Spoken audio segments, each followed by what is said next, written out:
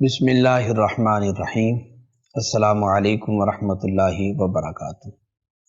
آج انشاءاللہ العزیز ہم مرکات کے سبق میں تناقض کی تعریف اور مخصوصتین میں تحقق تناقض کی شرائط پڑھیں گے۔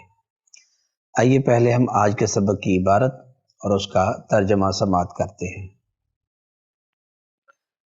فصل وَإِذْ قَدْ فَرَغْنَا عَنْ بَيَانِ الْقَضَايَا، اور جب ہم قضایا کے بیان سے فارغ ہو چکے، وَذِكْرِ أَقْسَامِهَا الْأَوَّلِيَّةِ وَالثَّانَوِيَّةِ، اور قضایا کی اقسام اولیہ اور ثانویہ کے ذکر کے بیان سے جب ہم فارغ ہو چکے، فحان لنا، تو ہمارے لیے قریب ہو گیا ان نذکر شیئا من احکامہا، کہ ہم قضایا کے کچھ احکام ذکر کریں۔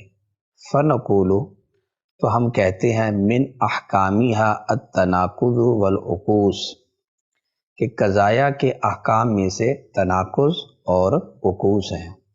فلنعقد لبیانہا فصولا ونذکر فیہا اصولا، تو ہمیں چاہیے کہ ہم ان احکام کے بیان کے لیے فصول بنائیں اور ان فصول کے اندر ہم کچھ اصول کو ذکر کریں۔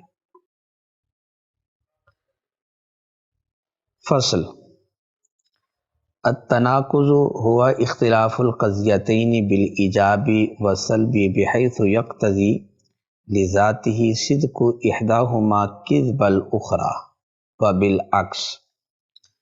تناقض وہ دو قضیوں کا ایجاب اور سلب میں اس طرح مختلف ہونا ہے کہ لذاتی ہی ان میں سے ایک کا صدق دوسرے کے کذب کا تقاضا کرے، اور اس کا عکس، یعنی لذاتی ہی ایک کا کذب دوسرے کے صدق کا تقاضا کرے۔ کا قولینا، جیسا کہ ہمارا قول، زید قائم و زید لیس بقائم۔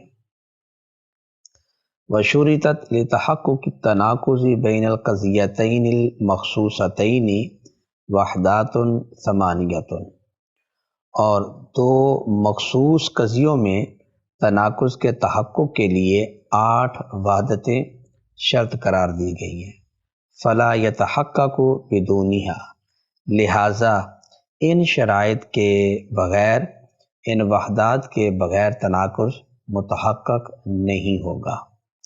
وحدت الموضوع، موضوع کا متحد ہونا، وحدت المحمول، محمول کا متحد ہونا، وحدت المکان، وحدت الزمان، مکان کا متحد ہونا، زمان کا متحد ہونا، وحدت القوت والفعل، قوت اور فعل کا متحد ہونا، وحدت الشرط، شرط کا متحد ہونا، وحدت الجز والکل، وحدت الاضافت، جز اور کل میں اتحاد ہونا اور اضافت میں اتحاد ہونا۔ وقد اجتمعت فی ہذین البیتین، اور یہ 8 وحدتیں یہ جمع ہیں ان 2 شعروں کے اندر۔ در تناقض 8 وحدت شرط دان، وحدت موضوع و محمول و مکان۔ تناقض میں 8 وحدتیں شرط جان، موضوع کی وحدت، محمول اور مکان کی وحدت، وحدت شرط و اضافت و جز و کل، شرط کی وحدت، اضافت، جز اور کل کی وحدت، قوت و فعل است در آخر زمان، قوت اور فعل کی وحدت، اور آخر میں زمان کی وحدت۔ فَإِذَا اخْتَلَفَتَا فِيهَا لَمْ تَتَنَاقَضَا، تو جب 2 قضیے ان وحدتوں کے اندر مختلف ہوں گے تو لم تتناقضا، ان کے اندر تناقض نہیں ہوگا۔ نحو، جیسے زید قائم و عمر لیس بقائم، و زید قاعد و زید لیس بقائم، و زید موجود ای فی الدار و زید لیس بموجود ای فی السوق، و زید نائم ای فی اللیل و زید لیس بنائم ای فی النہار، و زید متحرک الاصابع ای بشرط کونہ کاتبا و زید لیس بکاتب ای بشرط کونہ غیر کاتب والخمر فی الدن مسکر ای بالقوت والخمر لیس بمسکر فی الدن ای بالفعل والزنجی اسود ای کلہ والزنجی لیس باسود ای جزءہ عانی اسنانہ وزید اب ای لبکر وزید لیس باب ای لخالد۔ یہ مثالیں ہیں، ان کا ترجمہ کرنے کی ضرورت نہیں ہے۔ وبعضهم اکتفوا بوحدتین، اور بعض نے دو وحدتوں پر اکتفا کیا ہے، عانی وحدت الموضوع والمحمول۔ وہ دو وحدتیں کیا ہیں؟ موضوع اور محمول کی وحدت۔ لاندراج البواقی فیہما، کیونکہ باقی وحدتیں وہ ان دو کے اندر مندرج ہو جاتی ہیں، داخل ہو جاتی ہیں۔ وبعضهم قنعوا بوحدت النسبت، اور بعض نے وحدت نسبت کے اوپر قناعت کی ہے، لأن وحدتها مستلزمۃ لجمیع الوحدات، کیونکہ نسبت کی وحدت یہ مستلزم ہے تمام وحدات کو۔ یہ تھی ہمارے آج کے سبق کی عبارت اور اس کا ترجمہ۔ آئیے اب ہم اس عبارت کی وضاحت سمجھتے ہیں۔ تو سب سے پہلے ما قبل کے ساتھ ربط، یہ خود ماتن نے ہی ربط بیان کر دیا ہے کہ جیسا کہ آپ جانتے ہیں کہ منطق کے دو مقصود ہیں، ایک ہے معرف و قول شارح اور دوسرا ہے دلیل و حجت۔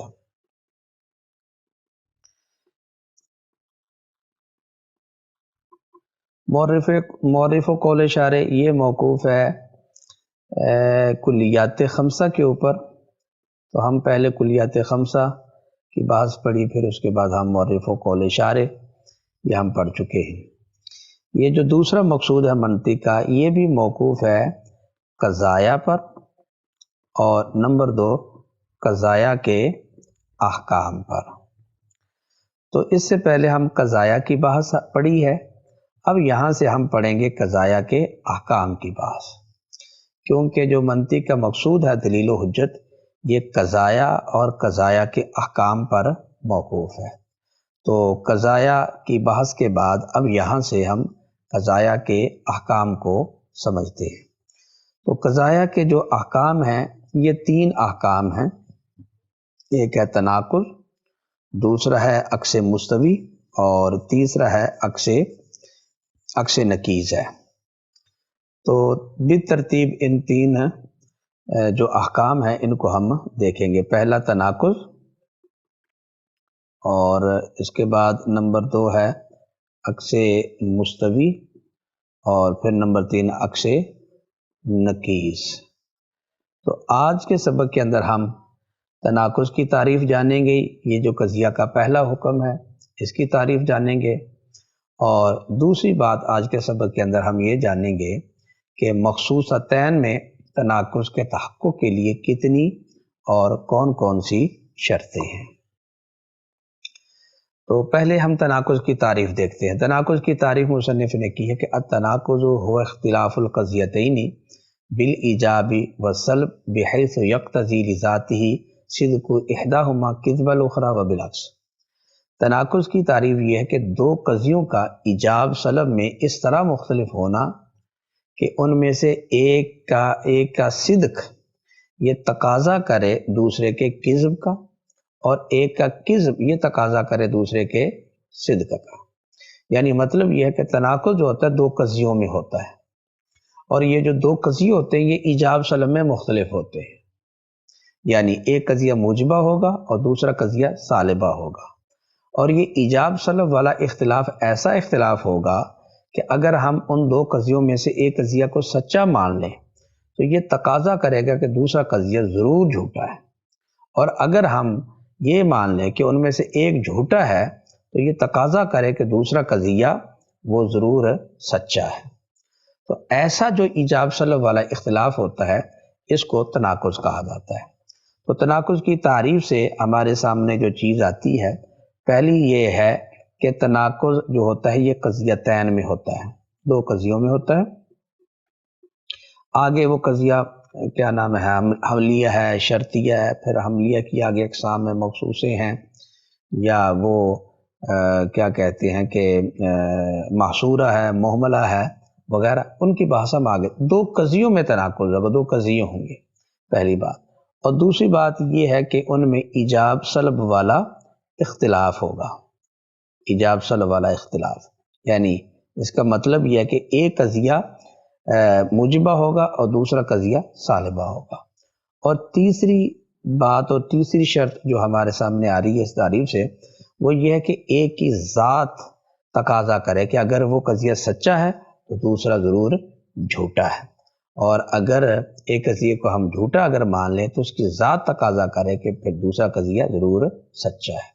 तो ये तीन शर्तें हैं कज़ाया के तनाकुज़ के तहक्कुक के लिए। खैर, ये जो हमें तारीफ से जो चीज़ें समझ आ रही, आगे हम तफसील के साथ देखेंगे कि हर एक कज़िये में, कज़िये चूँकि कज़ाया की कई अक़साम हैं, तो उन कज़ाया के अंदर हम देखेंगे कि तनाकुज़ के तहक्कुक के लिए कौन कौन सी शर्तें हैं। खैर, ये हुई तारीफ। इसके बाद ये मिसाल दिया मुसन्निफ़ ने, जिस तरह के देखे ज़ैदुन क़ाइमुन और ज़ैदुन लैसा बिक़ाइमिन, ये दो मिसालें हैं। आप देखें कि ज़ैदुन क़ाइमुन ये कज़िया मूजिबा है और ये सालिबा है, दोनों कज़िये हैं, एक मूजिबा है और दूसरा सालिबा है। तो पहली दो शर्तें पाएगी। और तीसरी शर्त भी है कि अगर हम फ़र्ज़ करें इस कज़िया को हम सच्चा मान लेते हैं कि ज़ैद खड़ा है, तो फिर ये कि ज़ैद खड़ा नहीं है ये झूठा है। और अगर हम इसको झूठा फ़र्ज़ कर लें कि ज़ैदुन क़ाइमुन ये झूठा है, तो फिर ज़ैदुन लैसा बिक़ाइमिन ये ज़रूर सच्चा है। ऐसा नहीं हो सकता कि ज़ैदुन क़ाइमुन यानी ज़ैद खड़ा है ये भी सच्चा हो, और ज़ैदुन लैसा बिक़ाइमिन यानी ज़ैद खड़ा नहीं है ये भी सच्चा हो। दोनों सच्चे हों ये भी नहीं हो सकता, दोनों झूठे हों ये भी नहीं हो सकता। कि ज़ैद अगर कायम है तो ये सच्चा है, तो फिर ज़ैदुन लैसा बिक़ाइम ये सच्चा नहीं हो सकता, ये झूठा है। तो ये तनाकुज़ की तारीफ़ होगी। तनाकुज़ की तारीफ़ के बाद हम देखते हैं तनाकुज़ के तहक्कुक की शराइत। तो जैसा कि आप जानते हैं कि तनाकुज़ दो कज़ियों में होता है और कज़ाया कई तरह के होते हैं। मसलन कज़िया हमलिया और फिर कज़िया शर्तिया। और कज़िया हमलिया के बाएतबार मौजू के कई अक़साम हैं, मसलन मखसूसा है, मासूरा है, तबिया है, मुहमला है। और इसी तरह के जिहत के एतबार से देखते हैं तो वहाँ भी बसाइत हैं, मुरक्कबे हैं वगैरह वगैरह।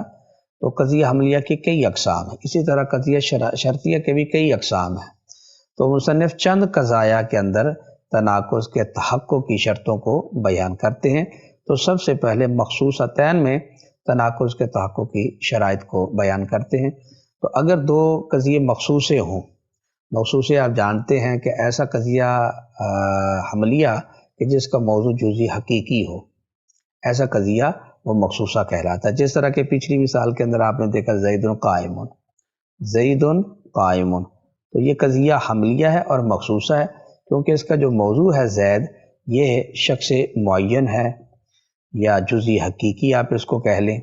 ये शख्स मुअय्यन और जुज़ी हकीकी है, इस वजह से हम ज़ैदुन क़ाइमुन इस कज़िया को कहेंगे कि ये कज़िया मखसूसा है। तो अगर इस तरह के दो मखसूसे कज़िये हों तो उनमें तनाकुज़ के तहक्कुक के लिए 8 वहदतें ये शर्त है।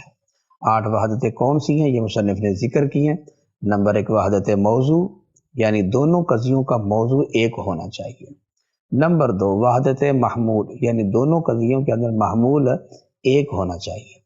वहदत मकान, मकान एक होना चाहिए, यानी एक कज़िये के अंदर महमूल का सबूत जिस मकान में है मौजू के लिए, तो महमूल की सलब भी दूसरे कज़िये के अंदर उसी मकान से होनी चाहिए।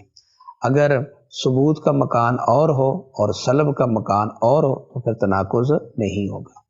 इसी तरह वहदत ज़मान, यानी दोनों कज़ियों के अंदर महमूल के सबूत या सलब की का जो ज़माना है वो एक होना चाहिए। अगर ज़माना एक नहीं है, वहदत नहीं है, तो तब भी तनाकुज़ नहीं होगा। इसके अलावा अगली शर्त यह है वहदत क़ुव्वत व फ़ेल, ये 5वीं शर्त है, यानी कि क़ुव्वत और फ़ेल में भी वहदत होनी चाहिए। यानी महमूल का सबूत मौजू के लिए अगर सबूत बिलकुव्वा है तो सलब भी बिलकुव्वा होनी चाहिए, और अगर ثبوت بالفعل ہے تو سلب بھی بالفعل ہونی چاہیے۔ اگر قوت اور فعل میں اتحاد نہیں ہے، یعنی کہ ثبوت بالقوہ ہے اور سلب بالفعل ہے، یا ثبوت بالفعل ہے اور سلب بالقوہ ہے، تو پھر تناقض نہیں ہوگا۔ اس کے بعد اگلی شرط ہے وحدت شرط، یعنی معمول کے ثبوت کی جو شرط ہے سلب کی بھی شرط وہی ہونی چاہیے۔ اگر ثبوت کی شرط اور ہے اور سلب کی شرط اور ہے تو بھی تناقض نہیں ہوگا۔ اس کے بعد اگلی 7ویں شرط یہ ہے کہ جز اور کل کے اندر اتحاد ہونا چاہیے، یعنی اگر ثبوت جز کے لیے ہے تو سلب بھی جز سے ہو، ثبوت کل کے لیے ہے تو سلب بھی کل سے ہو۔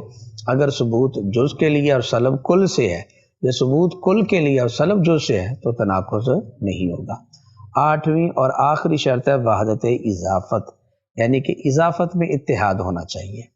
اضافت کا مطلب یہ ہے کہ معمول کے ثبوت جس اضافت اور جس نسبت سے معمول کا ثبوت ہے موضوع کے لیے، سلب بھی اسی اضافت اور اسی نسبت سے ہو۔ اگر ثبوت کی اضافت اور نسبت اور ہو اور سلب کی اضافت اور نسبت اور ہو، اس میں اعتبار، یعنی یہ اور اعتبار سے ہو وہ اور اعتبار سے ہو، تو پھر اس صورت کے اندر تناقض نہیں ہوگا۔ تو یہ مخصوصتین میں تناقض کے تحقق کے لیے 8 وحدتوں کے اندر یہ شرط ہے۔ اور یہ جو شرط ہے، یہ شرط اس لیے ہے کہ تاکہ اگر ایک قضیہ سچا ہوگا تو پھر دوسرا ضرور جھوٹا ہوگا۔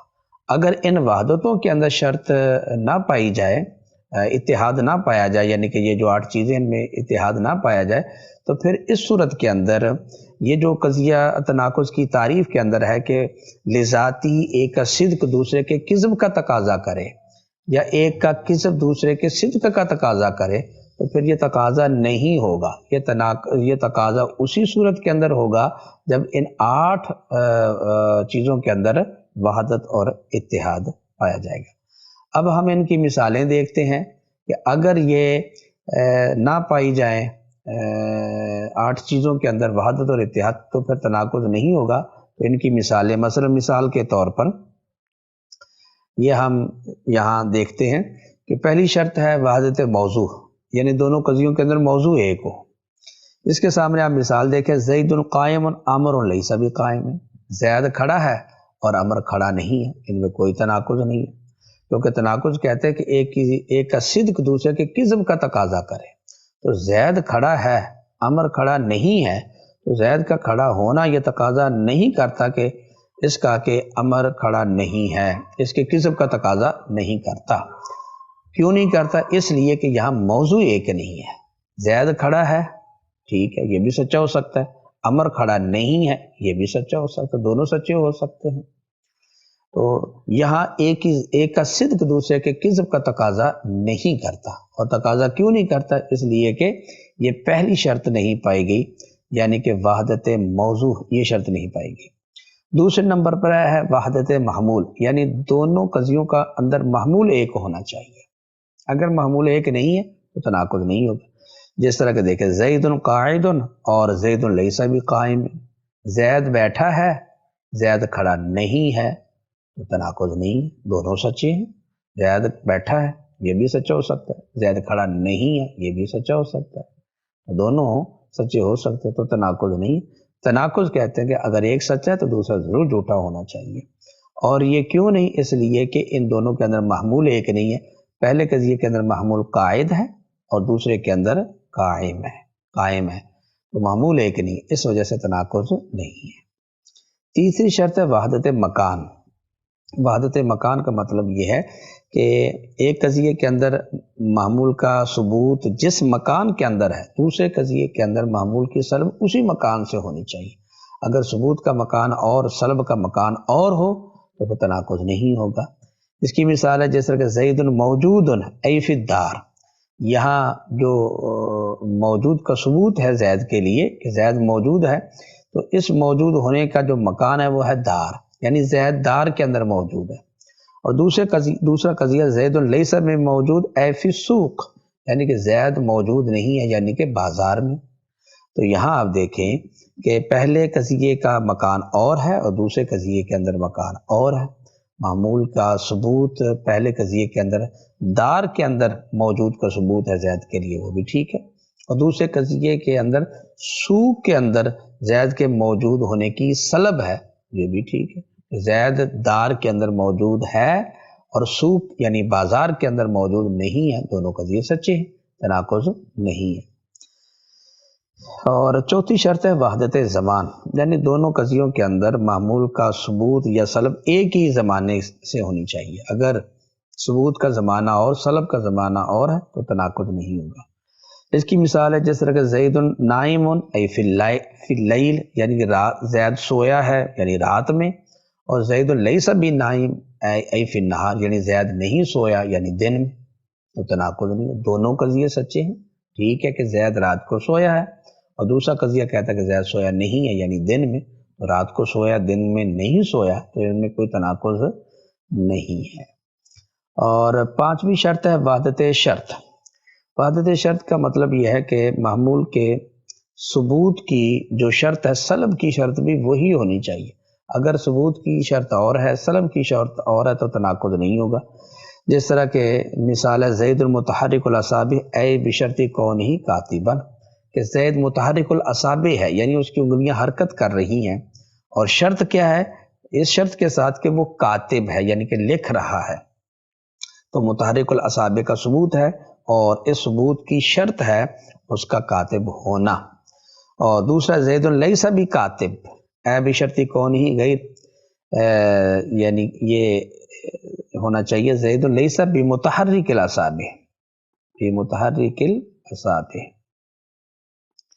یہ کاتب کی، یہ لیس بھی کاتب کی جگہ اے لیس بمتحرک الاصابع اے بشرط کون ہی غیر کاتب، یعنی مطلب یہ ہے کہ زید متحرک الاصابع نہیں ہے اس شرط کے ساتھ کہ وہ کاتب نہیں ہے۔ تو آپ دیکھیں پہلا قضیہ ہے کہ زید متحرک الاصابع ہے اور دوسرا یہ ہے کہ زید متحرک الاصابع نہیں ہے، لیکن متحرک الاصابع ہونے کی شرط اور ہے اور متحرک الاصابع نہ ہونے کی شرط یہ اور ہے، تو شرط چونکہ ایک نہیں ہے اس لیے یہاں تناقض نہیں، یہ دونوں قضیے اپنی جگہ پر سچے ہیں۔